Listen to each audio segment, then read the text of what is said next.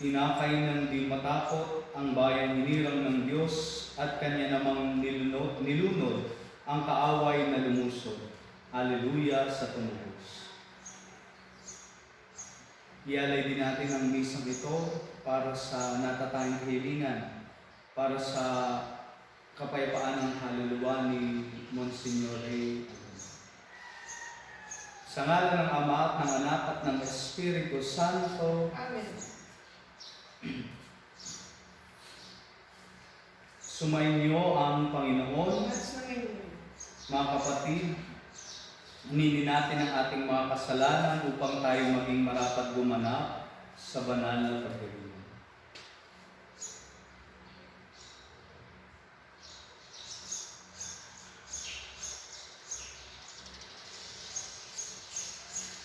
Dasalin natin, inaamin ko sa makapangyarihang Diyos at sa inyo mga kapatid na lubha kong nagkasala sa isip, sa salita at sa gawa at sa aking pagkukulang. Kaya sinasamo ko sa mahal na Birheng Maria, sa lahat ng mga anghel at mga banal, at sa inyo mga kapatid na ako'y panalangin sa Panginoong ating Diyos.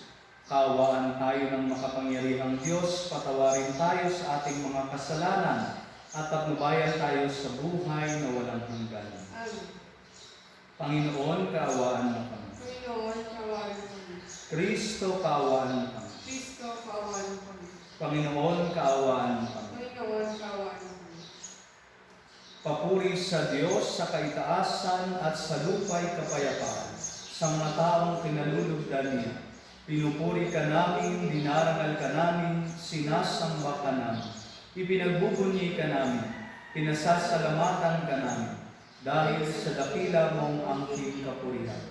Panginoong Diyos, Hari ng Langit, Diyos amang makapangyarihan sa lahat, Panginoong Hesukristo, bugtong na anak, Panginoong Diyos, Kordero ng Diyos, anak ng Ama. Ikaw na nag-alis sa mga kasalanan ng sanlibutan, maawa ka sa amin. Ikaw na nag-alis sa mga kasalanan ng sanlibutan, tanggapin mo ang aming kahilingan. Ikaw na naluluklok sa kanan ng Ama, maawa ka sa amin. Sapagkat ikaw lamang ang banal, ikaw lamang ang Panginoon, ikaw lamang, O Hesukristo, ang kataas-taasan, kasama ng Espiritu Santo, sa kadakilaan ng Diyos Ama. Amen.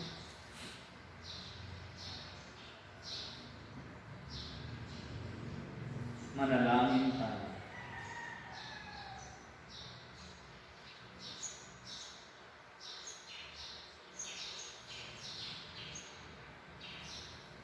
Ama naming makapangyarihan sa pagganap sa Pasko ng pagkabuhay, ikaw ang nakipagtipan sa sangkatauhan. Ipagkaloob mong aming maisakatuparan ang pananampalatayang aming ipinagdiriwang sa pamagitan ng Hesukristo, kasama ng Espiritu Santo, magpas sa walang hanggan. Amen. Pagbasa mula sa mga gawa ng mga apostol. Noong mga araw na iyon, nagsasalita pa sina Pedro at Juan tungkol sa kanilang pinagaling nang dumating ang mga saserdote, ang kapitan ng mga bantay sa templo at ang mga Saduseo. Galit na galit sila sa dalawang apostol sapagkat ipinapahayag nila sa mga tao na si Jesus ay muling nabuhay, at ito ang katunayan na muling mabubuhay ang mga patay. Kaya dinakip nila ang dalawa, ngunit ikinulong muna hanggang kinabukasan, sapagkat gabi na noon. Gayunman, marami sa nakarinig ng kanilang pangaral ang sumampalataya kay Jesus, at umabot sa 5,000 ang bilang ng mga lalaki. Kinabukasan, nagkatipon sa Jerusalem ang mga pinuno, ang matatanda ng bayan at ang mga eskriba. Kasama nila si Anas na pinakapunong saserdote, si Caifas, si Juan, si Alejandro, at ang buong angkan ng pinakapunong saserdote. Pinaharap nila ang mga apostol at tinanong, sa anong kapangyarihan o kaninong pangalan niyo ginagawa ang bagay na ito? Sumagot si Pedro na puspos ng Espiritu Santo. Mga pinuno at matatanda ng bayan, kung sinisiyasat niyo kami ngayon tungkol sa kabutihang ginawa namin sa lungkong ito, at kung paano siya gumaling. Talastasin ninyong lahat at ng buong Israel na ang taong ito'y nakatindig sa inyong harapan at lubusang gumaling dahil sa kapangyarihan ng pangalan ni Jesucristong taga-Nazaret. Siya'y inyong ipinako sa krus, ngunit muling binuhay ng Diyos. Ang Jesus na ito, ang batong itinakwil ninyong mga tagapagtayo ng bahay, ang siyang naging batong panuluhan. Kay Jesucristo lamang matatagpuan ang kaligtasan, sapagkat sa silong ng langit, ang kanyang pangalan lamang ang ibinigay ng Diyos sa ikaliligtas ng tao. Ang salita ng Diyos. Salamat sa Diyos. Batong dati tinanggihay, siya pang naging saligan.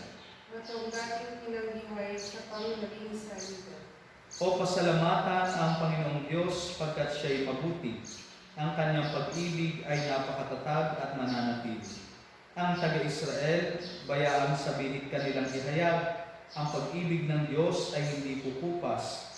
Lahat ng may takot sa Panginoong Diyos dapat magpahayag, ang pag-ibig niya ay hindi magwawakas. Batong dating tinanggihay, siya pang naging saligan. Ang batong natakwil ng nangagtatayo ng tirahang bahay, sa lahat ng bato'y higit na mahusay. Ang lahat ng ito, ang nagpamalas ay ang Panginoong Diyos.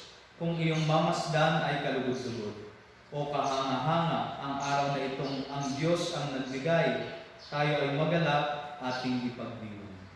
Batong dating tinanggihay, siya pang naging saligan. Kami ay iligtas, tubusin mo poon, kami ay iligtas, at pagtagumpayin sa layunit hangad. Ang pumaparito sa ngalan ng poon ay pagpapalain, magmula sa templo, mga pagpapalay kanyang tatanggapin, ang poon ang Diyos. Batong dating tinanggihay, siya pang naging saligan. Alleluia, Alleluia, Alleluia. Araw ngayon, gawa ng Diyos, magdiwang tayo ng lubos, purihin ang manunubos. Alleluia, Alleluia, Alleluia. Sumainyo ang Panginoon. At sumayon, Ang mabuting balita ng Panginoon ayon kay San Juan. papuri sa iyo, Panginoon. Noong panahong iyon, muling nagpakita si Jesus sa mga alagad sa tabi ng lawa ng Tiberias.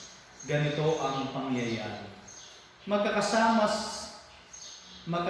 sina Simon Pedro, Tomas, na tinaguri ang kambal, Natanael na taga Cana, Galilea, ang mga anak ni Zebedeo at dalawa pang alagad. Sinabi sa kanila ni Simon Pedro, "Mangingisda ako." "Sasama kami," wika nila.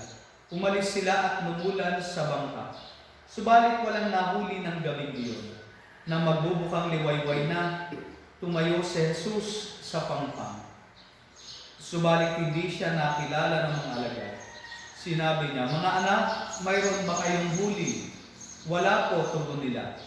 "Ihulog ninyo ang lambat sa gawing kanan ng bangka at makahuhuli kayo," sabi ni Jesus. Inihulog nga nila ang lambat at hindi nila ito mahila sa dami ng huli. At sinabi kay Pedro ng alagad na minamahal ni Jesus, "Ang Panginoon iyon." Nang marinig ito ni Simon Pedro, siya ay nagsuot ng damit sapagkat hubad siya at tumalon sa tubig. Ang kasama niyang mga alagad ay sumapit sa pampang, sakay ng munting bangka. Hila-hila ang lambat na puno ng isda. Hindi sila gaanong kalayuan sa pampang, mga 90 metro lamang. Pag-ahon nila sa pampang ay nakakita sila roon ng mga baga na may isdang nakaihaw at ilang tinapay. "Magdala kayo rito ng ilang isdang nahuli ninyo," sinabi ni Jesus.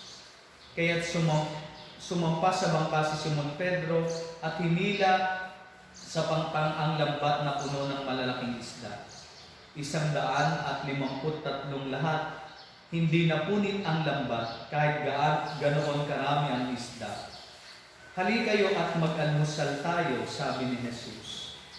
Isa man sa mga alagad ay walang nangahas magtanong sa kanya. kung sino siya, sapagkat alam nila na siya ang Panginoon. Lumapit si Jesus, kinuha ang tinapay at ibinigay sa kanila, gayon din ang isda. Ito ang ikatlong pagpapakita ni Jesus sa mga alagad pagkatapos na siya'y muling mabuhay. Ang mabuting balita ng Panginoon. Pinupuri ka namin, Panginoon.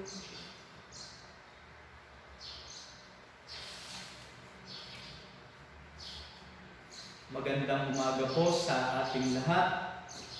Tayo ay patuloy pa rin sa pagdiriwang ng oktaba ng muling pagkabuhay. Taglay pa rin natin ang kagalakang hatid ng walang lamang libingan bilang pagpapatunay na si Jesus, ang ating Panginoong Diyos, ay nabuhay na magmuli. Dominus est, it is the Lord. Ito ang mga katagang binanggit ni Juan noong makita niya, makilala niya na si Jesus iyon. Narinig natin na ito ang pangatlong beses na nagpakita si Jesus sa kanyang mga alagad matapos na siya'y muling mabuhay. Subalit, bakit kaya tila hindi pa rin nila magawang makilala siya agad-agaran? Why they can't recognize Jesus?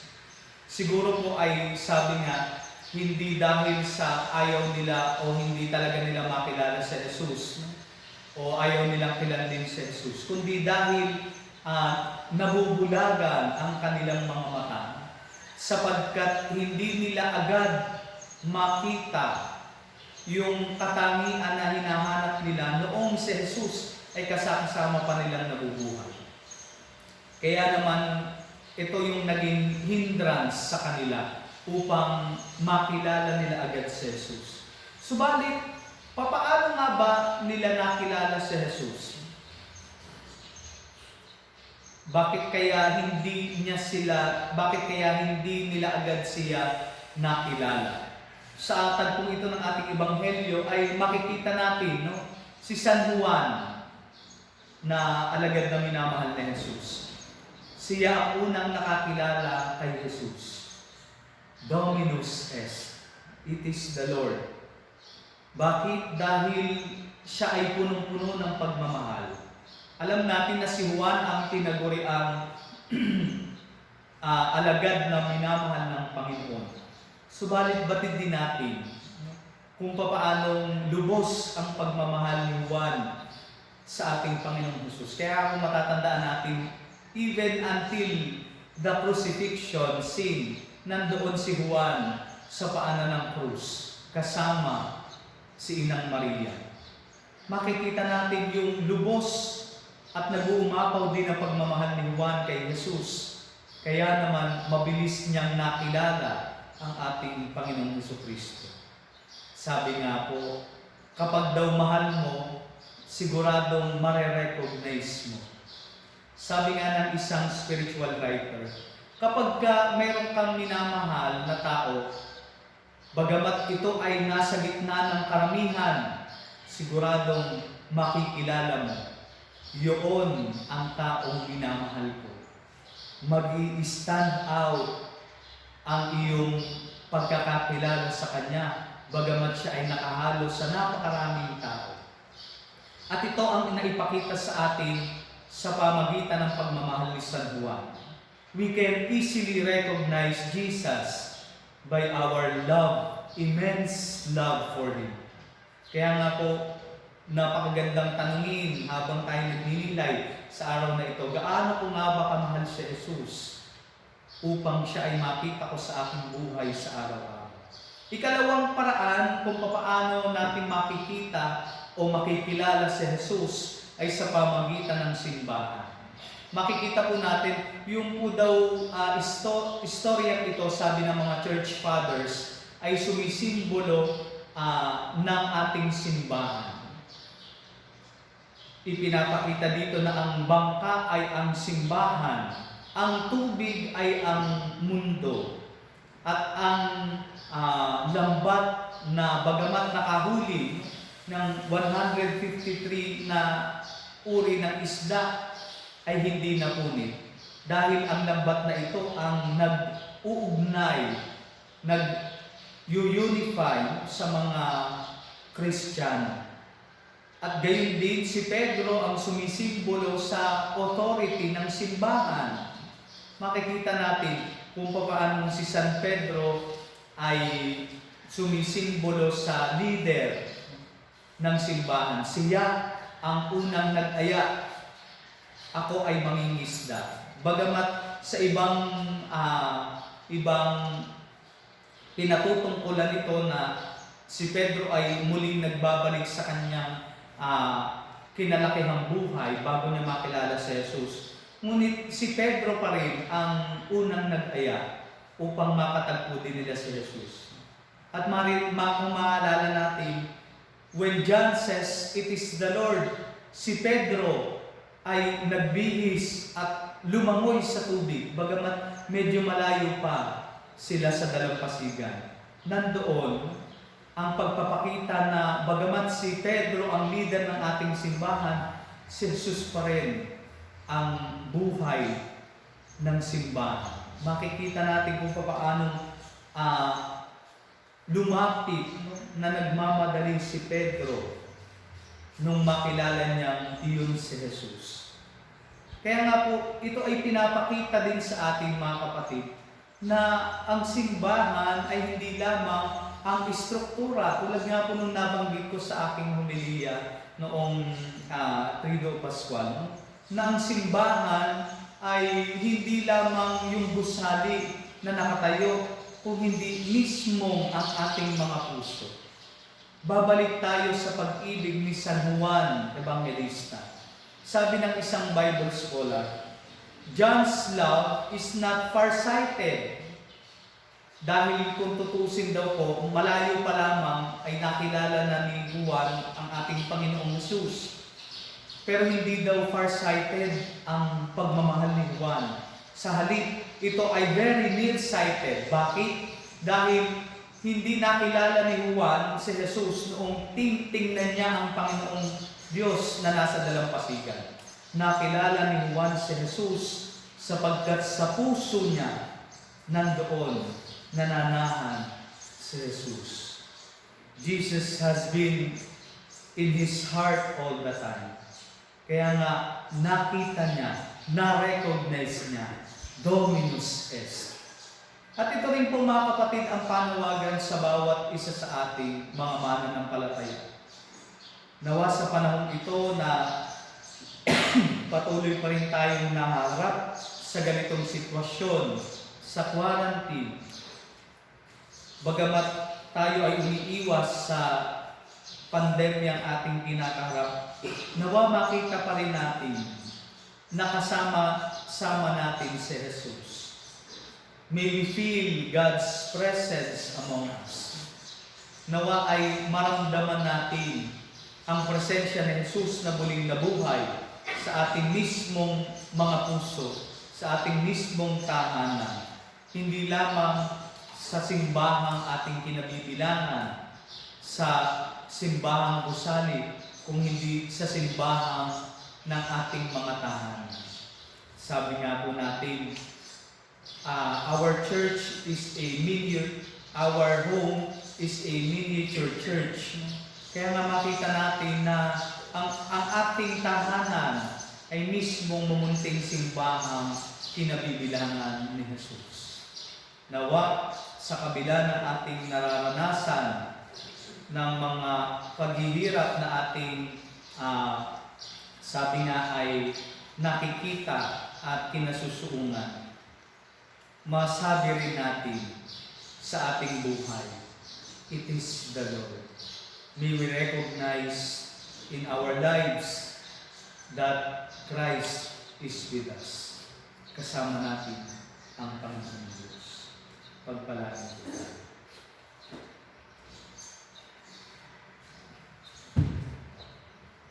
Oratio Literata. Diyos, Ama namin, lumalapit kami sa iyo para sa aming kahilingan na kami ay iyong proteksyonan laban sa COVID-19 na kumitil na ng maraming buhay at nakaapekto na sa sangkatauhan. Nananalangin kami para sa iyong biyaya, para sa mga taong inatasan na pag-aralan ang kalikasan at ang sanhi ng virus na ito, gayon din upang mapahinto ang patuloy nitong paglaganap. Gabayan mo po ang mga inatasang mga laga sa kalusugan na kanila nawang magampanan ang kanilang tungkulin ng buong husay at may malasakit. Gabayan mo po ang mga kawani ng pamahalaan at ang mga nasa pribadong institusyon sa kanilang paghahanap ng lunas upang masugpo ang pandemya ito. Idinadalangin namin ang lahat ng mga naapektuhan, nawa ay hilugin mo po ang kanilang karamdaman. Ipagkaloob mo po nawa sa amin ang iyong biyaya upang kami ay patuloy na makagawa ng kabutihan para sa lahat at makatulong sa lahat ng mga nangangailangan. Ipinapanalangin po namin ito sa pamamagitan ng aming Panginoong Hesukristo, iyong anak, na nabubuhay at naghahari kasama ng Espiritu Santo, magpasawalang hanggan. Amen. Maria, aming ina at tulong ng mga Kristiyano, Panalangin mo kami. San Rafael, Arcangel, Panalangin mo kami. San Roque, Panalangin mo kami. San Lorenzo Ruiz, Panalangin mo kami. San Pedro Calungsod. Panalangin mo kami.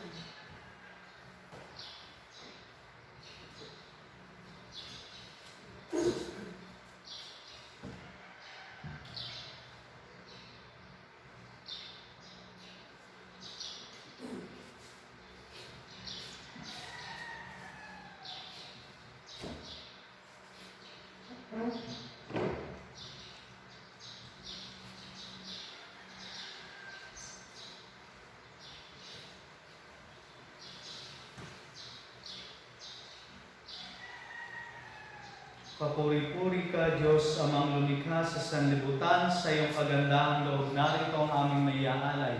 Mula sa lupa at bunga ng aming paggawa, ang tinapay na ito para maging pagkain nagbibigay po. Kapuri-puri ang buong may kapal ngayon at kailan.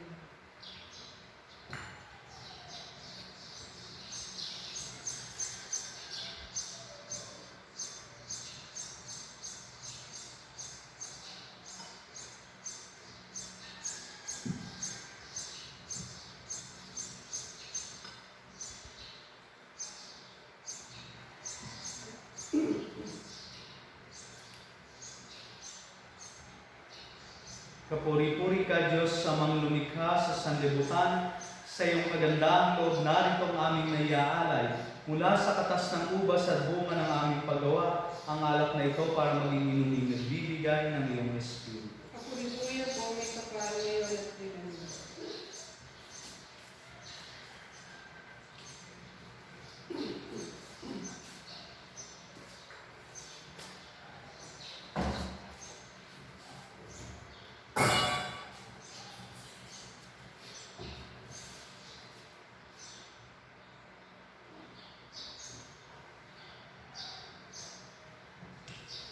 Manalangin kayo mga kapatid upang ang paghahain natin ay kalugdan ng Diyos amang makapangyarihan. Tanggapin nawa ng Panginoon ang pagkakain sa iyong mga kamay. Pagkapulihan niya at karangalan sa ating kapakinabangan at sa buong sambayanan niyang banal. Ama naming mapagmahal, lubusin mo ang ginaganap na pagpabalita ng mga kaloob mo at ng aming mga alay, upang ang aming mga kinahiligang bagay ay mapalitan ng pagnanais sa iyong mga bigay. Sa pamagitan ni Hesukristo, kasama ng Espiritu Santo, magpasawalang hanggan. Amen.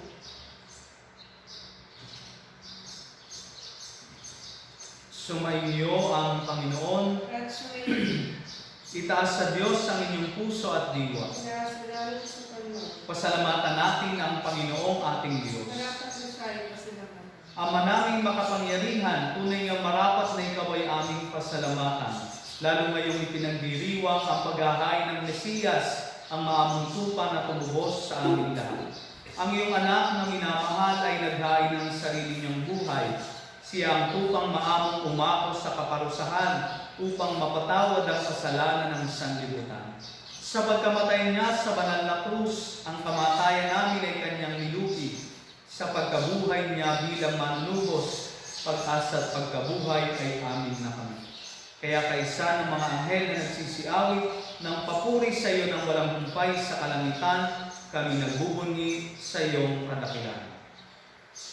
Santo, Santo, Santo, Panginoong Diyos ng mga hukbo, napupuno ang langit at lupa ng kadakilaan mo.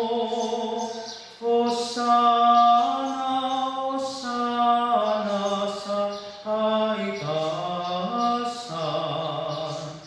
Pinagpalaw na paririto sa ngalan ng Panginoon.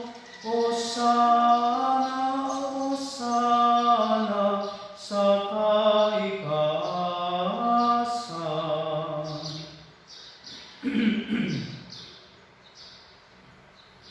Ama naming banal, ikaw ang bukal ng tanang kabanalan. Kaya't sa pamagitan ng iyong Espiritu, gawin mong banal ang mga kaloob na ito upang para sa amin maging katawan at dugo ng aming Panginoong Hesukristo. Bago niya pinagtiis ang pusang loob na maging handog, hinawakan niya ang tinapay. Pinasalamatan kaniya, pinaghati-hati niya iyon. Iniabot sa kanyang mga alagad at sinabi, "Tanggapin ninyong lahat ito at kanin. Ito ang aking katawan na ihandog para sa inyo."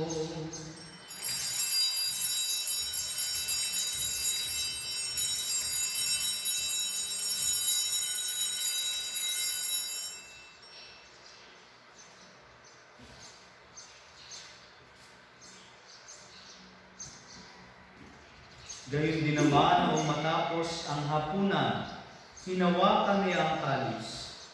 Muli kanyang pinasalamatan. Iniabot niya ang kalis sa kanyang mga alagad at sinabi, "Tanggapin ninyong lahat ito at inumin. Ito ang kalis ng aking dugo, ng bago at walang hanggang tipan. Ang aking dugo na ibubuhos para sa inyo at para sa lahat, sa ikapagpapatawad ng mga kasalanan. Gawin ninyo ito sa pag-alala sa akin."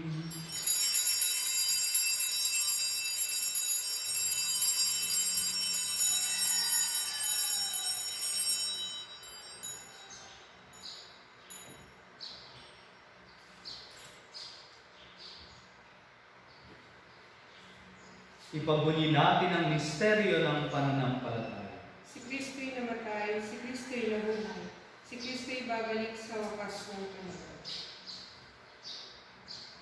Ama, ginagawa namin ngayon ang pag-alala sa pagkamatay at muling pagkabuhay ng iyong anak.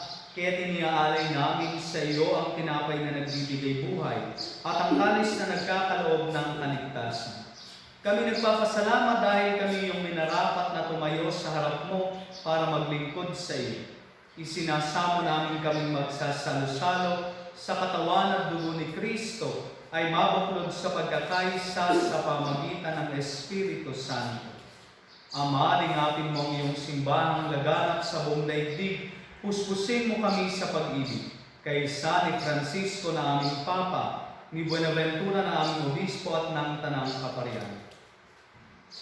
Alalahanin mo rin ang mga kapatid naming nahinlay na may pag-asang sila'y muling mabubuhay, gayon din ang lahat ng mga pumanaw. Kawan mo sila at patuloyin sa iyong kaliwanagan. Kawan mo at pagindapating kaming lahat na makasalo sa iyong buhay na walang wakas. Kaysa ng mahal na Birhen Maria, ang Ina ng Diyos. Kaysa ni San Jose ang kanyang kalinis-linisang esposo. Kaysa ng mga apostol, ni San Santiago na ating patron at ng lahat ng mga banal na namuhay dito sa daigdig ng kalugod-lugod sa iyo. May pagdiwang nawa namin ang pagpupuri sa ikararangan mo sa pamagitan ng iyong anak, ang aming Panginoong Hesukristo. Sa pamagitan ni Kristo, kasama niya at sa Kanya, ang lahat ng parangal at papuri ay sa iyo, Diyos amang makapangyarihan, kasama ng Espiritu Santo, magpasawalang hanggan. Amen. Sa tagubilin ng mga nakagagaling na utos at turo ni Jesus na Panginoon natin at Diyos, ipahayag natin ang lakas loob. Ama namin, sumasalangit ka, sambahin ang ngalan mo. Napasa amin ang kaharian mo, sundin ang loob mo dito sa lupa para ng sa bigyan mo kami ngayon ng aming kakanin sa araw-araw, at patawarin mo kami sa aming mga sala, para ng pagpapatawad namin sa mga nagkakasala sa amin. At huwag mo kami ipahintulot sa tukso, at iadyahan kami sa lahat ng masama. Hinihiling namin kami iadya sa lahat ng masama, pagkalooban ng kapayapaan araw-araw, iligtas sa kasalanan at ilayo sa lahat ng kapahamakan. Samantalang aming pinananabikan ang dakilang araw ng pagpapahayag ng tagapagligtas namin si Jesucristo. Sapagkat iyong kaharian, ang kapangyarihan at ang kapurihan magpakailanman. Amen. Panginoong Jesucristo, sinabi mo sa iyong mga apostol, kapayapaan ang iniiwan ko sa inyo. Ang aking kapayapaan ang ibinibigay ko sa inyo. Tunghayan mo ang aming pananampalataya at huwag ang aming mga pagkakasala. Pagkalooban mo kami ng kapayapaan at pagkakaisa ayon sa iyong kalooban. Kasama ng Espiritu Santo, magpasawalang hanggan. Amen. Ang kapayapaan ng Panginoon ay laging sumainyo. At sumayon. Magbigay kayo ng kapayapaan sa isa't isa.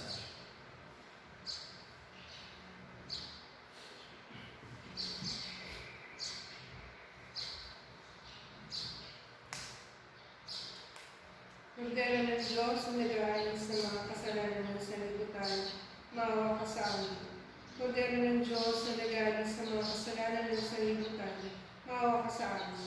Kordero ng Diyos na nag-aalis sa mga kasalanan ng sanlibutan, ipagkaloob mo sa amin ang kapayapaan.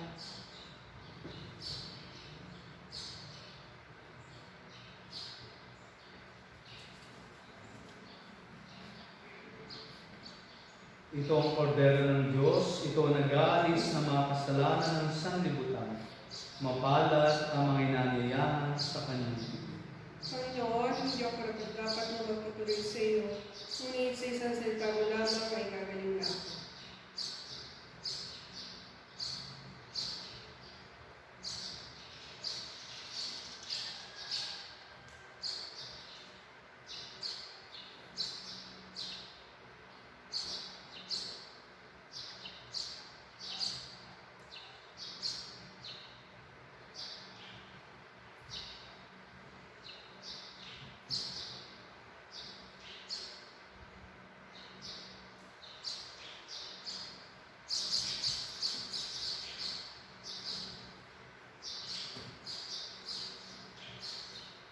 Halina at pagsaluhan, sabi ni Jesus na mahal, ang aking handang tinapay na sa inyo'y ibibigay. Alleluia, magkawin ka.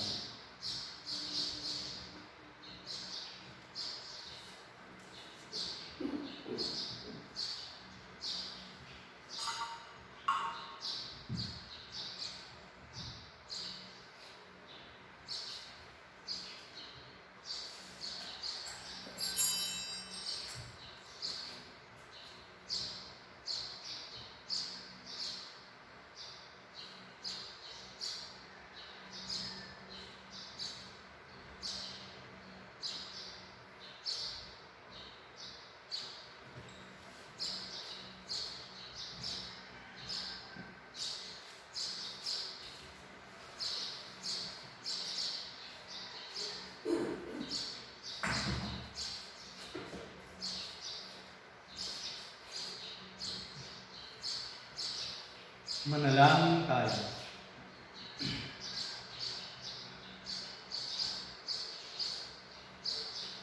Ama naming mapagmahal, ipagpatuloy mo ang iyong matapat na pagsubaybay sa iyong mga dinudulutan ng kaligtasan, upang ang mga ipinagpakasakit na sagipin ng iyong anak ay makinabang sa pagkabuhay niyang nagbibigay galak. Sa pamagitan niya kasama ng Espiritu Santo, magpasawalang hanggan. Amen.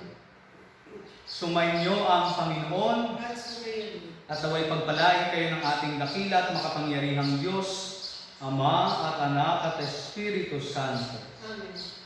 Ang misa ay naialay na, humayo kayo sa kapayapaan upang ang Panginoon ay mahalin at paglingkuran. Alleluia, Alleluia. Salamat sa Diyos. Alleluia.